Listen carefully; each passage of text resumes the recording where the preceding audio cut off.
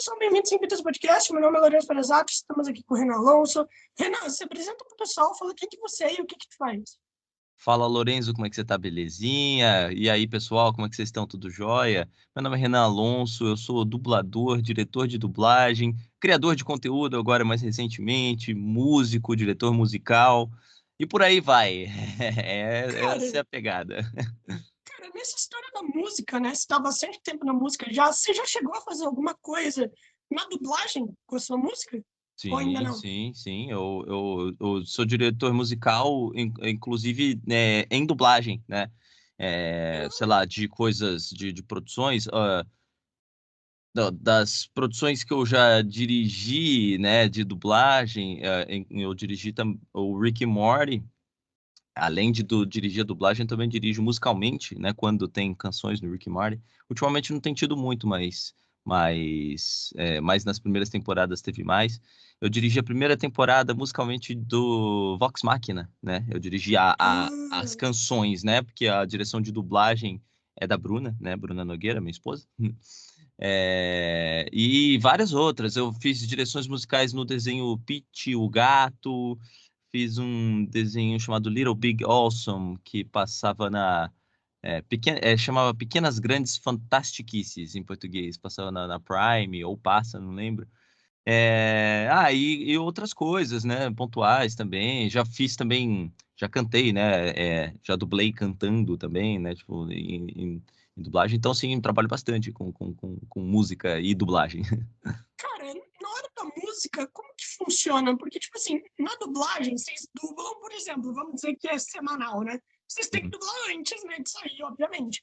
E como que funciona na música? Vocês dublam muito tempo antes da dublagem acontecer ou vocês dublam ou vocês fazem a música enquanto tá rolando a dublagem? Porque, pô, música é muito mais complicado, né? Acredito eu. Cara, é uma boa pergunta, viu, Lorenzo? Depende um pouco da produção, né? Porque, assim, nas produções que eu costumo trabalhar, na verdade, o processo da produção musical, ele acontece concomitantemente ao da produção da dublagem, Uhum. né? Às vezes existem alguns processos anteriores, né? Quer dizer, geralmente, sim, né? Quando tem um pouco mais de organização na produção, né? Como no caso quais processos que eu me refiro? A de adaptação dessa letra, né? Não só não para se dublar canções, você precisa ter não só a tradução, né? Para dublagem também não, né? Precisa da adaptação, mas a adaptação musical ela é um processo mais complicado ainda do que só a adaptação para dublagem, porque você tem algumas questões. Você tem a questão do sentido do texto, né, e a tradução diretamente, mas você também tem outras variáveis, que são, por exemplo, o sincronismo labial, a métrica musical, né? Então, geralmente, você vai ter que lidar com tudo isso, né? Lidar com todos esses processos aí, né? Então, e dependendo da canção, às vezes uma canção que está dentro de um episódio, ela muitas vezes pode ser muito descritiva. Então, se ela for muito descritiva, é difícil de você.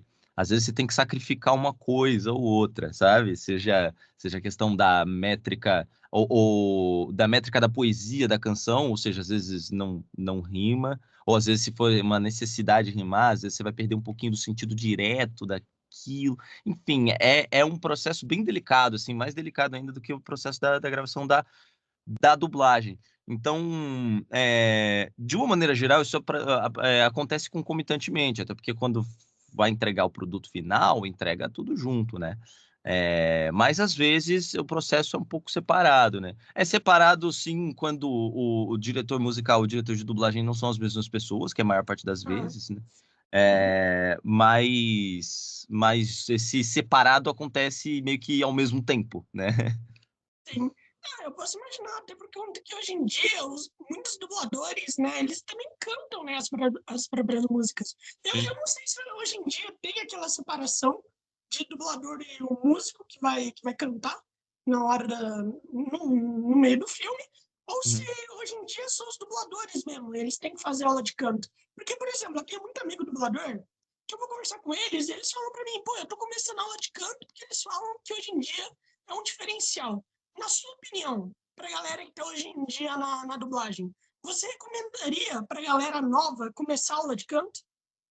Ah, sem sombra de dúvidas, cara. É assim, esse processo é um processo que eu vim da música, né? Eu comecei como músico, né? A minha vida inteira eu trabalhei com artes, mas é, eu toco profissionalmente desde os meus 15 anos de idade, né? E assim, eu me considero muito mais músico do que ator, né? Eu sou ator por ter o DRT, né? Mas eu não me considero um ator físico, um ator de palco. Eu tirei o meu DRT e ponto. Eu me considero um ator de voz, né? Uhum. É, e assim, beleza, eu posso nunca ter tido muita experiência com palco, mas o fato de eu ter experiência musical e com estúdio foi o que me deu a base. Óbvio que a base interpretativa vem do teatro, mas vem da interpretação, né? E assim, cara, sem sombra de dúvidas, o meu conhecimento musical me ajudou muito, porque eu costumo dizer até em aula, né? Porque é, eu dou aula de dublagem, mas ultimamente eu nem tenho dado muito. Eu dei mais no começo da pandemia, até um pouco antes dela. Mas eu falo muito que, para mim, a dublagem é a área mais musical da atuação, sabe? Porque você tem essa questão. Você precisa interpretar baseado no original. Então você tem que ter uma percepção auditiva e sensorial muito aguçada do ritmo, né? Até melódica também, só que aí melódica eu tenho que desenvolver um pouco mais, que assim, não dá só para copiar a melodia do que está sendo dito no original, né? Mas a melodia do que está sendo dito no original denuncia muito pra gente o que o personagem está pensando, né? Uhum. Então, por exemplo, principalmente se a gente não tem domínio do áudio original, né? Como vai ser mais no caso, por exemplo, de animes, que o áudio original japonês é mais difícil de se ter o domínio do japonês do que o inglês, né? Cada pessoa é uma pessoa, vai ter um campo diferente de compreensão, mas, né, de uma maneira geral, é mais difícil você ter um ator que domine em japonês do que inglês, aqui no Brasil. É, então, assim, a melodia do original vai dizer muito sobre o que o personagem está sentindo, né? Então, é um campo que é muito importante de se ter embasamento e, sem dúvidas, também, se você ter técnica, é, a dublagem também requer técnica vocal, né? Não só para cantar, mas para modular vozes, né? Então, por exemplo, um dos meus personagens principais é o Morty do Rick e Morty. Então ele tem essa vozinha aqui, né? E se eu não tiver técnica suficiente vocal, eu não consigo segurar isso por muito tempo e nem ficar, né? Tipo, ficar gritando, né? Que nem ele por muitas horas e horas, né? E aí, sei lá, faço o Yoro do Valorant também, ele já é em outro lugar. Eu vou até aproximar um pouquinho o microfone. Ninguém existe com nenhum propósito, nem pertence a nenhum lugar. É... Todo mundo vai morrer. Eu fiz um mashup de personagens aqui. Então, no caso dele, ele é um personagem mais austero, né? Ele bem menos projetado, né? Até quando ele tá bravo, né? Então, eu coloco minha voz em outro lugar. Eu preciso entender o que que eu tenho de range vocal, o que que eu tenho de técnica vocal, né? Então, no caso do Yoro, por exemplo, eu coloco alguns efeitos de drive, né? Isso aqui eu uso muito, né? Tipo, que esse efeito de drive que até um drive composto, né? Que é epiglote com um pouquinho de pregas vestibulares, né? Então, assim, é fundamental ter noção de técnica vocal, e para ter noção de técnica vocal, né? É muito difícil de desassociar com aula de canto, né? A gente tem preparadores vocais, né? E hoje em dia até já está começando a ter preparadores vocais para teatro e tal, mas vai ser aula de canto, você vai fazer muito vocalize, né? Então, exercícios que são similares com exercícios de fonoaudiologia, né? Mas dentro de uma questão de uma organização musical, como escalas, etc. Então, cara, né, só para finalizar, assim, é essencial, até porque hoje em dia, né, existe muita competitividade, é uma palavra meio ruim, eu não sou muito fã dessa palavra, mas tem muita gente no mercado, né, então para você conseguir, e muita gente quer entrar no mercado, e ultimamente não tem tanto trabalho assim, né, tem todas essas discussões de inteligência artificial, tudo mais. Não é que não tenha tanto trabalho assim, até tem, mas é difícil de entrar, né? Então, assim, para você que está se preparando, né? Seja você mesmo, Lourenço, Lourenço, você quer se Não, tornar não. doador ou não? Eu já pensei, mas acho que não. Acho que o mercado já está grande o suficiente para qualquer um entrar. Sim, mas tem muita gente, com certeza Não, tem muita gente aqui obviamente, que te sim. acompanha, que Sim, gostaria pô, de. demais. É, A galera vem até mim para perguntar sobre dublagem. Eu nem sou dublador. sim, sim. Então, assim, sem sombra de dúvida, se preparar é essencial e tem aquela máxima, né? Todo conhecimento agrega, mas ainda mais quando se trata de um conhecimento técnico e ainda mais quando se trata de um conhecimento técnico que faz parte da ferramenta que você vai utilizar para trabalho. Nossa voz Sim, pra é caramba. o nosso instrumento de trabalho, né? Então, pô, sem dúvida, a aula de canto é essencial, sim. Cara, me tira uma dúvida que eu fiquei bem curioso. Você tem uma tatuagem aqui, né? O que significa? Essa daqui? É. Ah, que massa. Essa daqui, geralmente as pessoas não ligam muito para ela, mas é uma mandala, cara. Eu não vou puxar muito aqui. Eu também não vou mostrar aqui para não Não, mostrar não, meus fica mamilos, tranquilo, fica tranquilo. mas é uma mandala, cara, de um tatuador que eu gosto muito, que é aqui de Campinas, eu moro em Campinas, né? Ele é muralista, né? Ele é grafiteiro e tatuador. Ele se chama José Flávio Aldi. E ele faz a linguagem dele são mandalas, né? Então, tipo, eu fiz uma. O que eu consigo assim, mostrar bem é o centro dela, que é tipo aquele símbolo que usa-se bastante em yoga, né? Eu não Ah, sou yogi nem nada, mas eu não, acho bem legal, assim, que é tipo um triângulo que tem tipo 32 retas, assim. E, sim. e achei bem massa, assim. Foi inclusive a tatuagem que mais doeu.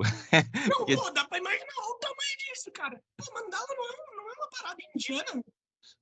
Cara, também, né? Também. A mandala tá muito associada à cultura asiática, de uma forma geral. Eu acho que muito mais para a Índia, mas talvez se você for pegar, talvez também Tailândia ali, né? Tipo, Ah, sim. mas tem muita relação com essa coisa mais esotérica, que eu não, na verdade, eu nem tenho tanta relação com o esoterismo, assim. Até quis ter mais, mas eu percebi que tem muitos problemas sociais dentro da filosofia esotérica, que daí eu acabei me afastando um pouco. Mas eu acho legal, assim, eu acho Ai, da bonito. hora. É foda demais, cara. Cara, ficou muito bom, mano. Parabéns ao tatuador e, pô, deve ter doído demais. É nóis, Na não, moral, dói mano. mesmo. E até porque eu já sou Não, magrinho, então, tipo, sempre quando vai mais perto do meu osso, assim, Deus. é foda, assim. Nossa. Cara, me fala uma coisa. Hum.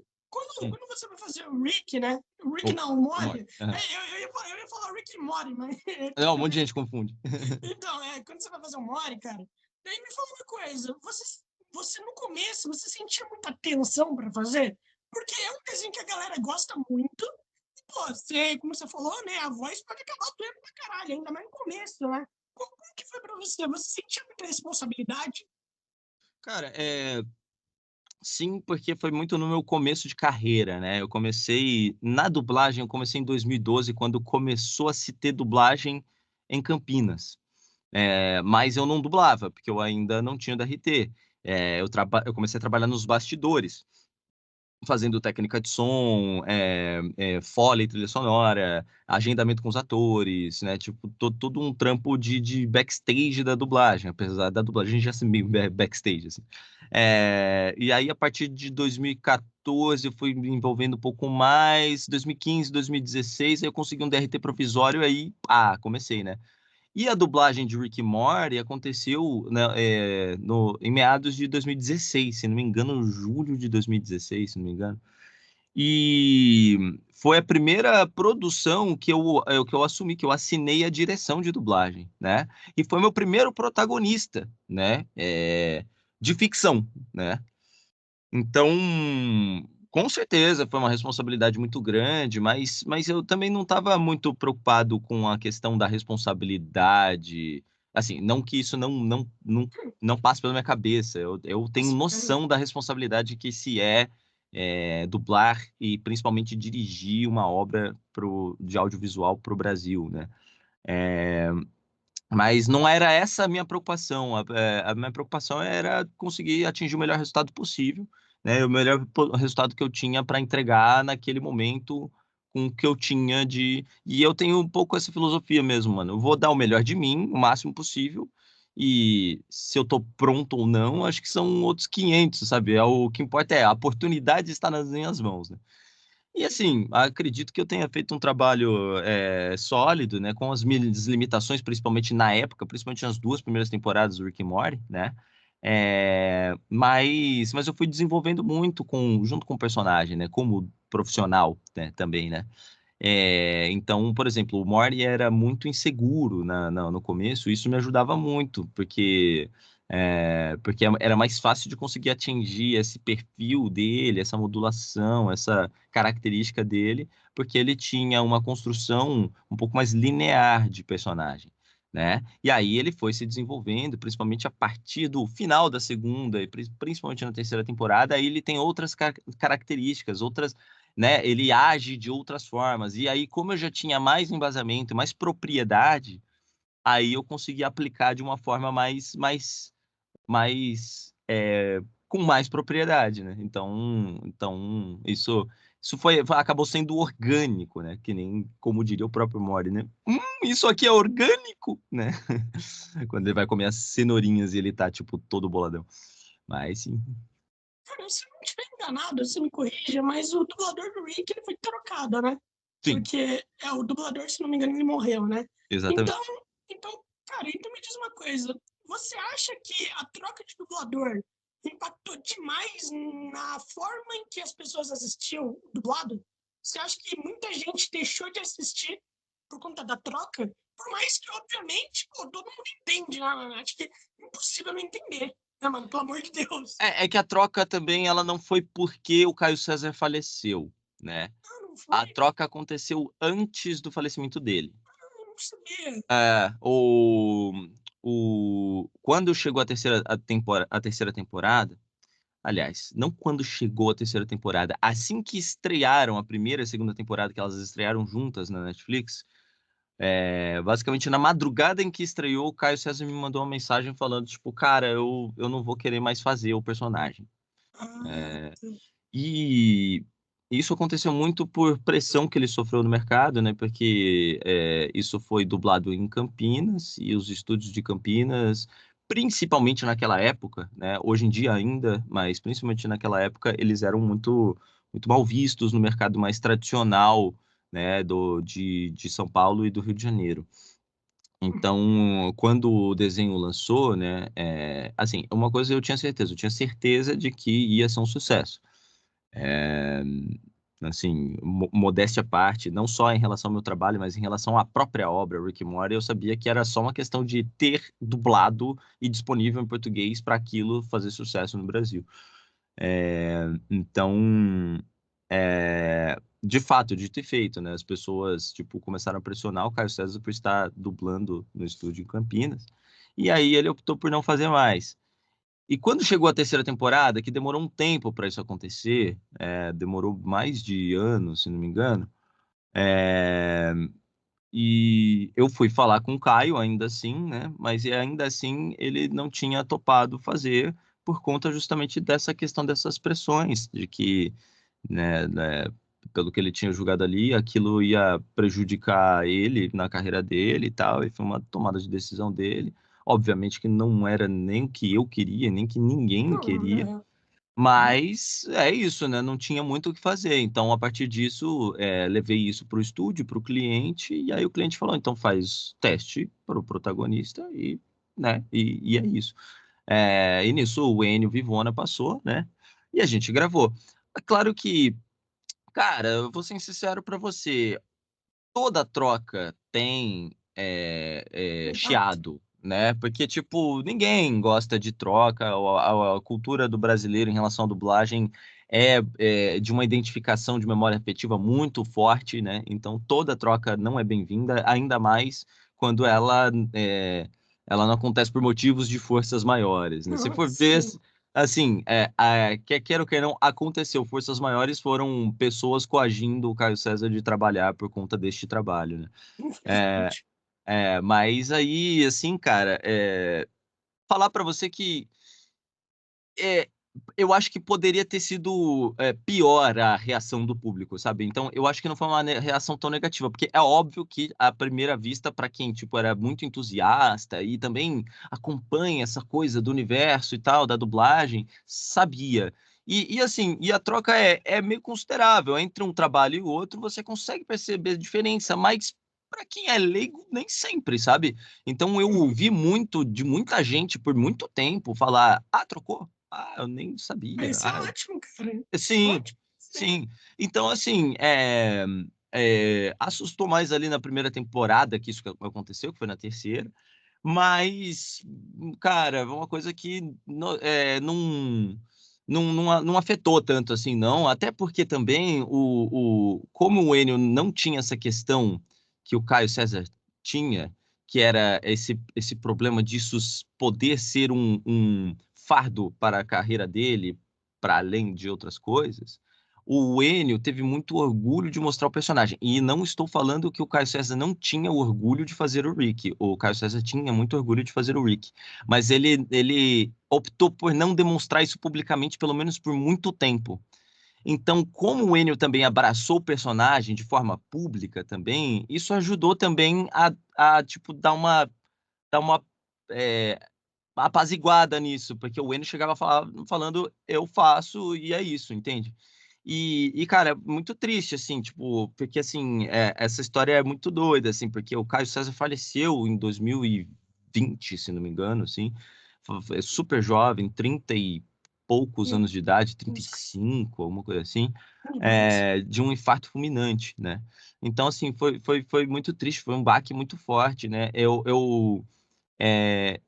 o maior contato que eu tive com o Caio César foi gravando ele, mas a gente teve uma empatia muito grande ali pelo trabalho, né? Independentemente dele ter, tipo, dele não querer mais fazer o personagem, eu sempre continuava respeitando ele, assim como ele sempre continuava me respeitando, e a gente se tratando muito bem e tendo uma parceria legal também, apesar de não poder exercer essa parceria Sim. diretamente, né? Ele era um cara muito querido, cara. Então, tipo.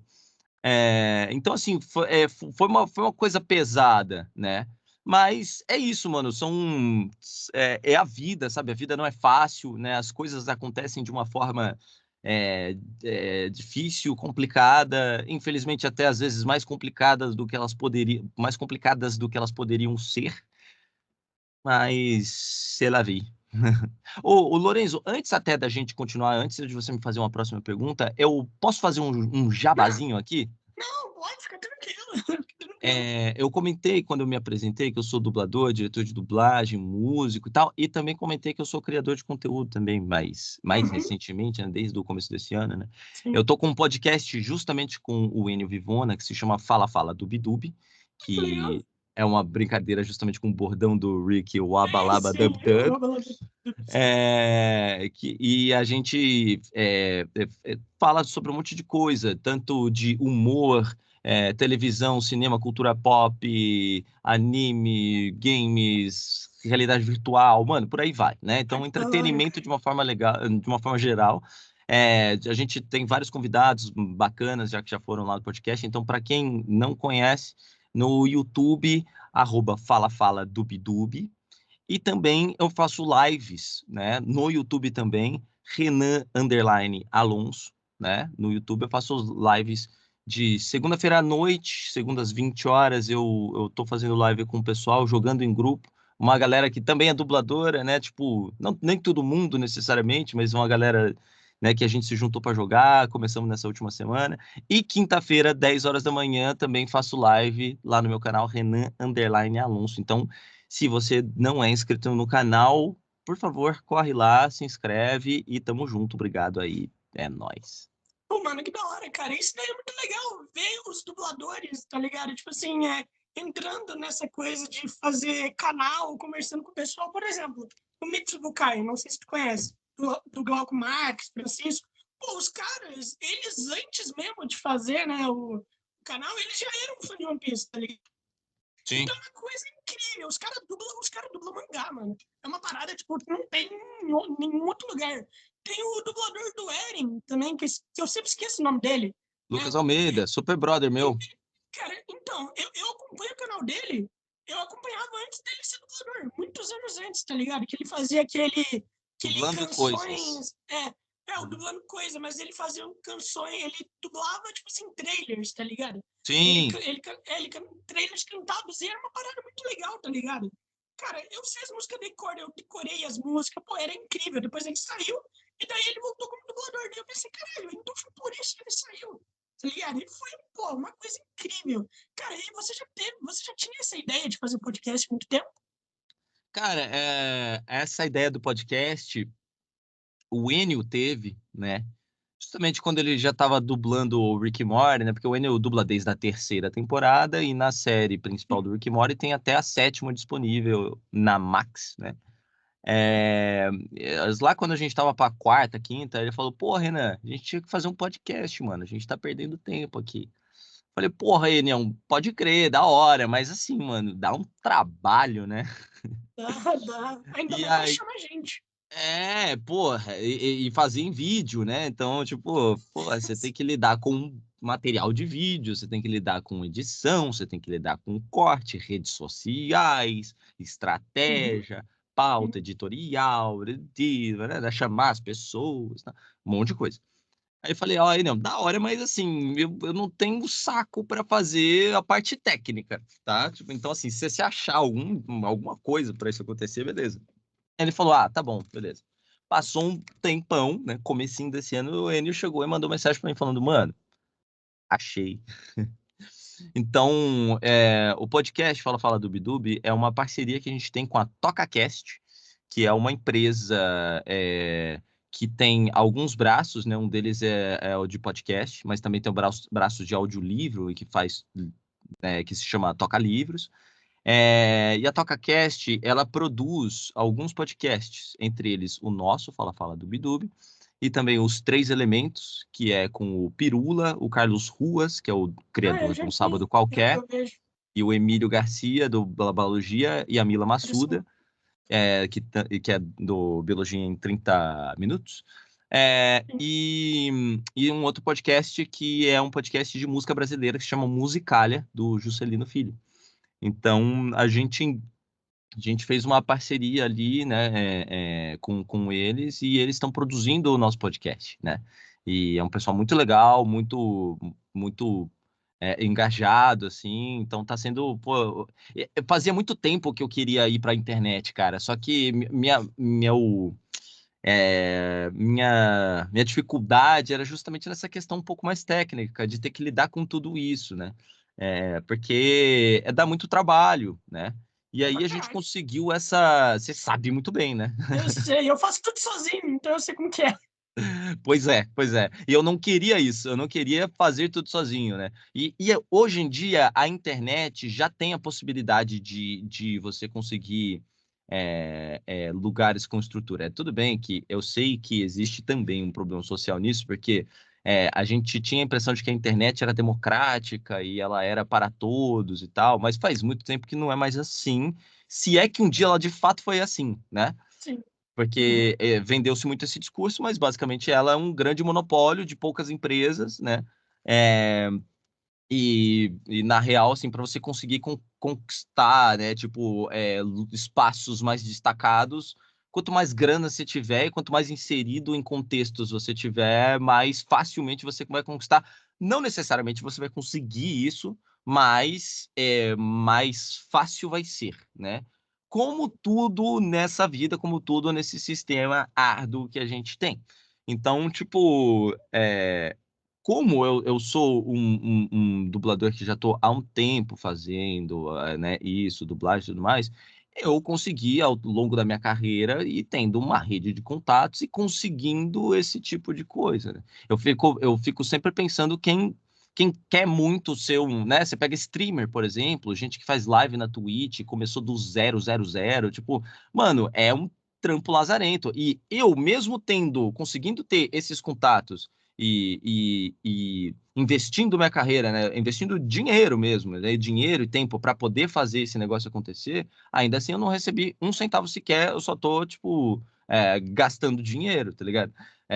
Mas é que eu aposto nisso e eu me programei para isso ser, é que nem, sei lá, você montar um food truck, tá ligado? Tipo, Sim, você sabe que você vai ter que gastar, tipo, 40 caralho. pau para montar Sim, um food tem que truck, tá gostar ligado? muito, sim, sim. Entende? É um negócio, né? Tipo, então, acaba sendo, né? Óbvio, né? Que a gente tá falando de entretenimento. Então, muitas vezes parece que perde a magia quando a gente fala sobre negócios para as pessoas. Sim. Mas mano, tipo, a dublagem é um trabalho. Eu emito nota fiscal para fazer esse trabalho, sabe? Tipo, locução, atuação, ou, tipo, ou mesmo quem é streamer, mano. Tipo, as pessoas estão streamando, as pessoas são grandes, estão streamando, elas estão streamando porque elas precisam pagar as contas delas. Não significa que elas não vão gostar daquilo que elas fazem necessariamente. Uma coisa, outra coisa, outra coisa. Mas não tem como a gente desassociar. A gente vive num mundo onde a gente precisa trabalhar para pagar as contas. E tudo isso que a gente está falando são trabalhos, né? O capitalismo, né, mano? O capitalismo não tem o que fazer. Aliás, cara, é exatamente o que você falou, né? Quando se fala de dinheiro, a galera acha que perde a magia. Por exemplo, vamos dizer, tal pessoa, que legal, tal pessoa tá falando, tá gostando de fazer tal coisa. Daí vem alguém e fala, pô, mano, a pessoa tá falando isso porque ela tem que divulgar e tem que ganhar dinheiro, né? Daí parece automaticamente que perde toda a magia do bagulho. É, é. Entende? É que Assim, assim, eu acho que tem também situações, né? Tipo, você não. Tem uma questão de imagem também, né? Que você não vai ficar falando sobre isso o tempo é, inteiro, porque daí então, também, sim, senão, você sim, parece que você tá pedindo esmola, tá ligado? Tipo, sim, o tempo você todo, cara. tem que trazer isso de uma forma que seja é, Natural. natural e que faça parte do espetáculo, né? Sim, cara. Então tem isso, mas, pô, eu acho que é fundamental conversar sobre isso dessa forma, porque não é para acabar a magia, porque se você for ver, tipo, a primeira coisa que você faz quando você vai no cinema assistir o filme do herói que você gosta muito é pagar pelo ingresso. Sim. Aham. Você paga antes para você poder ter o direito de consumo. Então, assim, por que com quem tá na internet isso vai ser diferente? É diferente porque o criador já tá fazendo o bagulho de graça, Sim. né? Mas, tipo, por que pedir o Pix é um problema? Caralho, você já tá consumindo o bagulho antes, mano, sabe? Tipo, então deixa eu pedir meu Pix em paz, só, o Pix pra conta já era, pai, é isso, tá ligado? Pô, e ajuda muito mais. O cara vai ter muito mais motivação para fazer as coisas. Pô, ficar Lógico, fazendo de e graça. condições, né? E condições financeiras para poder investir num trabalho legal, numa câmera melhor, num cenário melhor, num áudio melhor, e por aí vai, né? Sim, exatamente, cara. E falando nisso, você falou de memória afetiva, né? A gente Uhum. sabe que, por exemplo, vamos dizer, você e o Enio, né? Vocês estarem no podcast, pô, a galera vai ver e falar, caralho, que legal. E daí vai querer, obviamente, acompanhar vocês em tudo. Isso também é um ótimo marketing, aliás. Sim. E daí eu queria te perguntar, você acha que o bagulho da memória afetiva é ruim? É ruim para dublagem? Porque hoje em dia eu sei que não tem mais dublador fixo, né? O pessoal tá tirando dublador fixo para não ter mais. Mas você acha que isso afetou a dublagem de um modo irreversível? Porque, por exemplo, o Kenny Reeves, tá ligado? O Kenny Reeves tem a voz clássica dele, né? Que tá aí há muito tempo. E teve aquele filme Bill e Ted, né? O novo que eles fizeram. Que foi Hum. com um novo dublador. Pô, muita gente não quis ver por conta que era um novo dublador. Inclusive, eu não consegui terminar o filme porque eu já estava acostumado com aquela dublagem clássica dele. Então, eu queria te perguntar, você acha que memória afetiva, o bagulho que eles fizeram ter dublador fixo, afetou demais a dublagem de um modo que não dá mais para voltar? Cara, acho que tem dois pontos, duas linhas de raciocínio em relação a essa sua pergunta sobre memória afetiva. Primeiro, memória afetiva é uma questão psicológica, né? Obviamente, sim. E eu não vou ter tanta propriedade para responder isso, Fica mas ao meu tranquilo. ver, para responder isso com a seriedade e Não, densidade que sim, merece, mas ao meu ver, memória afetiva tem relação também com inteligência emocional. sim, Porque a memória afetiva não é uma questão negativa, né? É, mas ela pode se tornar negativa se você não tiver inteligência emocional para lidar com isso. sim. Primeiro ponto. Segundo ponto, falando sobre a dublagem tem se descentralizado cada vez mais. E eu sou fruto dessa descentralização. Lembra que eu falei lá para você mais no começo da nossa conversa de que, né, eu sou de Campinas, meu trabalho na dublagem nasceu com o polo de Campinas. Isso faz parte da descentralização do trabalho, né? Esse trabalho não é só feito mais em São Paulo e Rio de Janeiro, e mesmo em São Paulo e Rio de Janeiro, tem muito mais casas de dublagem, infinitamente mais casas de dublagem hoje em dia do que tinha 30 anos atrás, tá ligado? Uhum, Assim como também tem muitos mais trabalhos e, consequentemente, muitos mais profissionais envolvidos. Então, veja, essa questão de voz de boneco, que a gente chama tecnicamente, né? Tipo, o boneco, etc., que é assim, sei lá, Adam Sandler, você vai ouvir Alexandre Moreno, né? O The Rock, você vai ouvir Guilherme Briggs, né? Não é que isso acabou, mas é que tem uma série de fatores que acontecem aí. Primeiro, se o dublador em si trabalha com essas casas, por N razões, se a casa, quando recebe, a casa, eu digo, o estúdio de dublagem, né? A casa, quando recebe o material, se de fato vai chamar aquele dublador, e se a casa trabalha com aquele dublador, porque às vezes pode ter tido problemas, etc. É, Ou então, por exemplo, vai ser dublado em Curitiba. Aí os caras dublam só presencialmente. Então, aquilo que aconteceu, sei lá, lá na década de 70, 80, 90, 2000, que era tipo, o bagulho vai pro Rio, vai para São Paulo. Vai ser com o elenco de São Paulo ou elenco do Rio, né? Isso ainda pode acontecer com outros lugares, né? Então, é o que eu sempre falo, o contrato de prestação de serviço do dublador, ele é realizado por obra, e se for uma série, por temporada, se for um longa-metragem, por filme, né? Por produto, né? Então, assim, nada garante que essa voz vai ser mantida lá para frente, né? A não ser o que é dito como ética na dublagem de se chamar essa pessoa ainda. Acho ética uma palavra muito complicada aqui, porque é, é, um, é, uma, é uma questão ali que depende de N fatores para você considerar o que é sim. ético ou não, sabe? Uhum, entendo.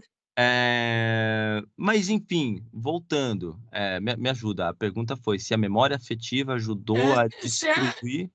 se a memória, se a dublagem antigamente deixar os dubladores fixos, ajudou a Uhum. destruir a dublagem como ela é, porque É, você só pegar uma voz, é. é horrível Então, a galera assim, aguenta, né? valeu. Eu acho que a gente vive num momento onde a gente é bombardeado por informações e sugado psicologicamente por tudo, de um jeito que eu acho que a gente tem diminuído cada vez mais essa noção, esse senso da inteligência emocional, a não ser que a gente se preocupe com isso diretamente, que é ter um acompanhamento de uma terapia, né, e coisas assim, ou ser uma pessoa, tipo, que enfim, né? Principalmente terapia, né? No quesito inteligência emocional. E então, assim, acho que é tudo um pouco junto, né? Criou-se essa cultura inicial na dublagem por uma escassez de mão de obra mesmo, de dubladores, de se ter pouca gente fazendo aquilo, então as vozes se repetiam muito, né? E você pega, por exemplo, os principais dubladores, eles têm como bonecos, né? Muitos e muitos atores, né? Então, tipo, a mesma pessoa, o mesmo dublador, tem vários atores que são super famosos em Hollywood e é aquele mesmo dublador que faz vários deles. Porque esses dubladores que vêm dessa escola mais antiga, mais tradicional, eles participaram disso. Então, cara, olha só como são as coisas, né? Eu acho curioso quem é entusiasta da dublagem e fã de dublagem se preocupar tanto com isso, e ainda mais se a pessoa quiser entrar no mercado de trabalho, porque se você acha, você, sujeito hipotético, acha que tem que ser sempre as mesmas vozes o tempo inteiro e você quer entrar lá, então você quer dublar quem?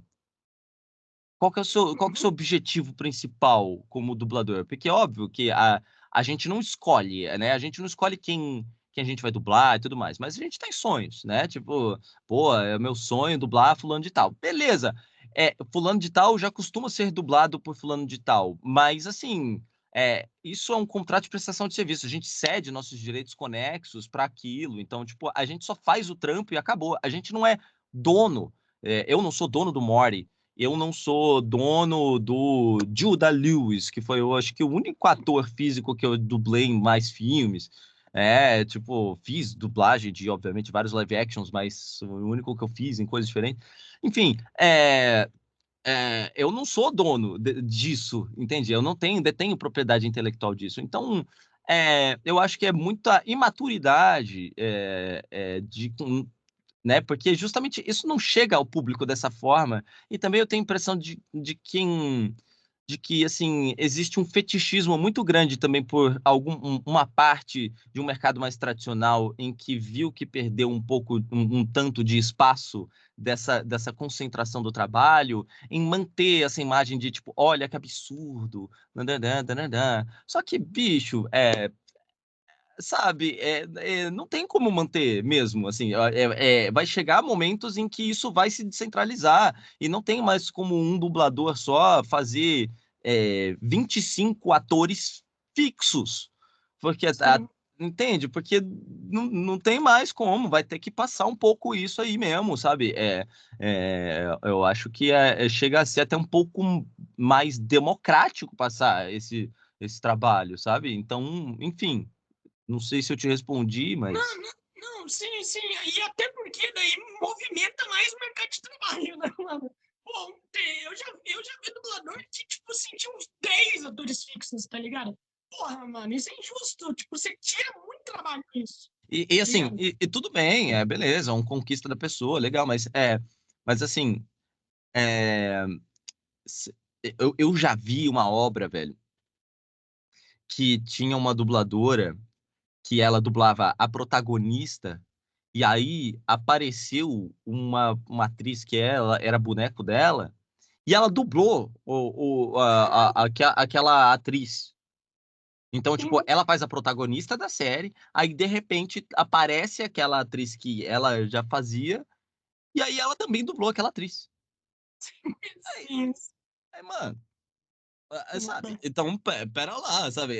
Acho que depender isso com unhas e dentes, necessariamente, acaba gerando isso. E aí, concordam, fãs de dublagem, de que isso aconteça? Pra mim, não faz o menor sentido, velho. Pra mim não faz sentido nenhum. Cara, aliás, falta 10 minutos pra acabar. Então, cara, eu tenho duas últimas perguntas pra você que eu faço pra todo mundo. Primeiramente, eu sempre falo pra galera recomendar filmes. Quais 3 filmes que você recomendaria pra galera ver? Tá. É, Cara, um recente que eu vi no cinema e achei fantástico, chama Pobres Criaturas. Acho que concorreu ao Oscar, ganhou um prêmio ou outro, Eu não quero lembro ver esse exatamente o filme. que, mas é sensacional, é fantástico, assim, atuações incríveis, trilha sonora, conceito, você não consegue encaixar numa caixa de gênero, porque cada momento do filme é sabe? Eu achei fenomenal, assim. Mas tem que gostar de filme de um jeito. Ele não é um filme cabeçudo, eu acho ele super. Ele entretém, sabe? Tipo, eu acho ele divertido, né? Mas ainda assim você tem que gostar de um filme que seja um pouco diferente, sabe? Ele, ele é um daqueles filmes lentos também, porque tem Eu, bastante filme lento, né? Que é bom pra caralho. eu não acho. Eu não achei lento. Mas assim, se a pessoa que tá ouvindo isso, tipo, só se assiste filme de ação, vai achar, tá ligado? Tipo, Sim, sim. então. Então é esse, primeira indicação, Pobres Criaturas. É só filme? Só É, longa-metragem? só filme. Tá, deixa eu pensar. Coisa mais levinha, tudo bem. Acho que muita gente viu, foi campeão de bilheteria e tal, mas tem uma coisa que eu assisti recentemente no cinema, Divertidamente 2, vale super a Eu, pena. eu ainda não vi Cara, esse filme. vale super a pena. Eu inclusive, nos meus conteúdos de live do meu canal, Renan Underline Alonso, eu critico bastante essa coisa de Hollywood fazer sequência e tudo mais, mas essa é uma sequência que valeu a pena, assim. Tipo, pegaram a menina, ela, né, tipo, já tá na fase adolescente, então nisso faz com que ela tenha outras emoções. Eu achei muito bem construído. A fórmula é parecida com o primeiro filme, sim, mas, pô, valeu a pena, assim, gostei muito da dublagem também. Apesar de ter muita gente criticando, porque, tipo, tem Star Talents e tal, não sei o quê. Gente, Ah, tem Star Talent faz 25 anos, tá ligado? Tipo, pô, se eu concordo ou não concordo, pô, vamos, sei lá, eu fazendo minha análise crítica, que eu tento até nem fazer tanto quando eu vou só me entreter, eu achei que tava tudo ok, tudo honesto, assim. Então, Divertidamente 2 é um outro filme que eu indico.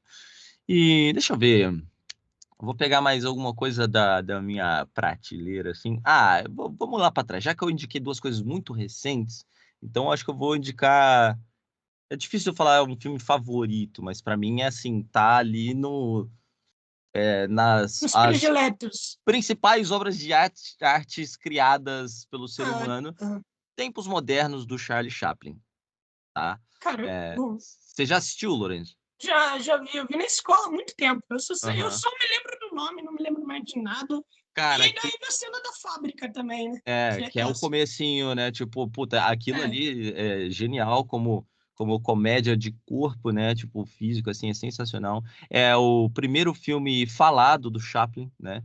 E tem várias coisas, assim, incríveis nesse filme, né? Ó, só quem fala é só quem detém o poder das máquinas. Isso acaba sendo uma crítica do Chaplin em relação a essa necessidade que a indústria colocou sobre o cinema falado, sendo que ele era um defensor do cinema mudo, né, por causa do personagem que ele criou, que é, era mudo, né, tipo, só o corpo já dizia tudo.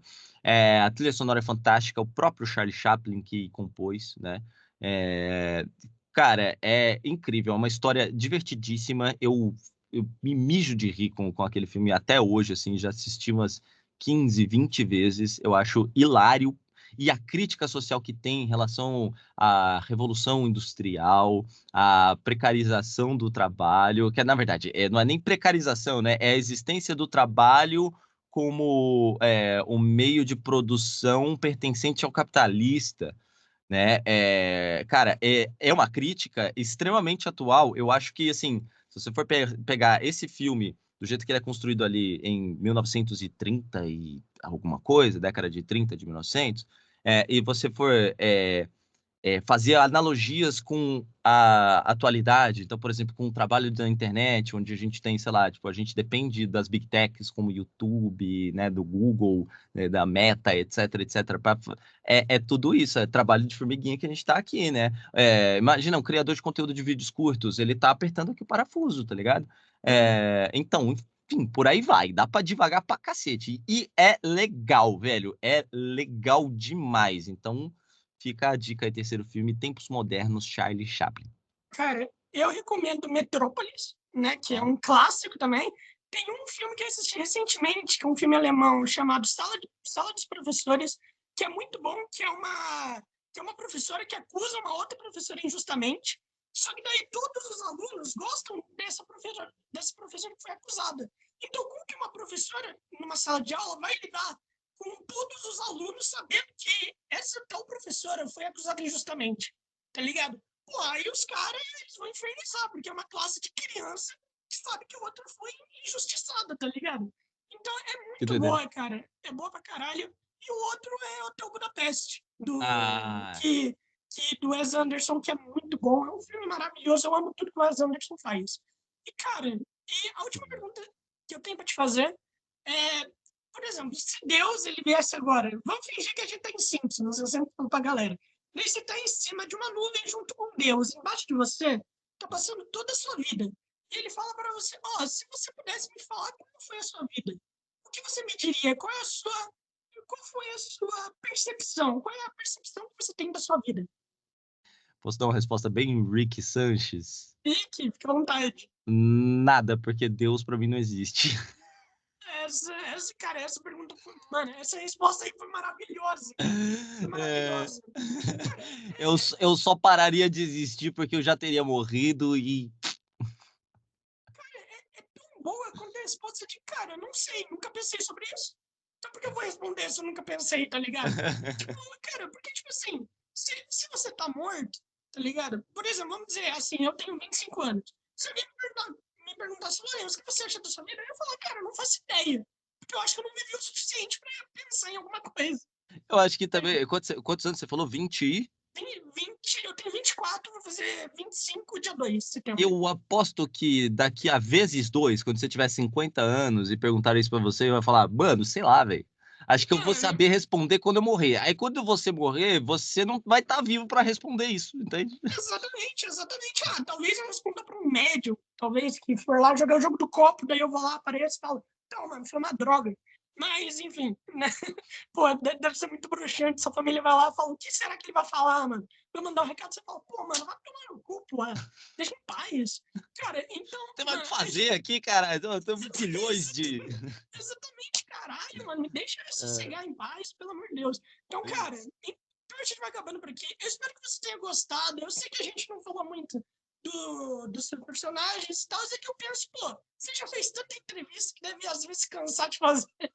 Na Então, verdade, Lourenço, eu gostaria de te parabenizar, porque eu acho que a pegada é essa, mano. Assim, tudo bem, nada contra quem, tipo, vai se propor a fazer entrevista e não, falar, de onde você veio, quais são os seus personagens, barará. Mas é que eu acho que, assim, eu acho que fica um pouco monótono, inclusive, fazer sim, isso, muito menos interessante, até porque é isso, eu acho que se a gente for falar sobre várias coisas, não falei muito sobre meus personagens, mas citei alguns deles no meio do então, caminho, exatamente. né? Mano, e eu acho isso da hora. O Mauro Castro, aliás, elogiou por conta disso. O Mauro é super gente boa. Cara, Sim, então a gente vai acabando por aqui. Esse podcast vai estar disponível amanhã. Tamo junto. Qualquer dia a gente faz uma live para a gente poder criticar continuações e reboots, que é a pior coisa que existe. Assola a humanidade há muitos anos já. Então é sim. isso, cara. Muito obrigado, tamo junto e até a próxima. É nóis.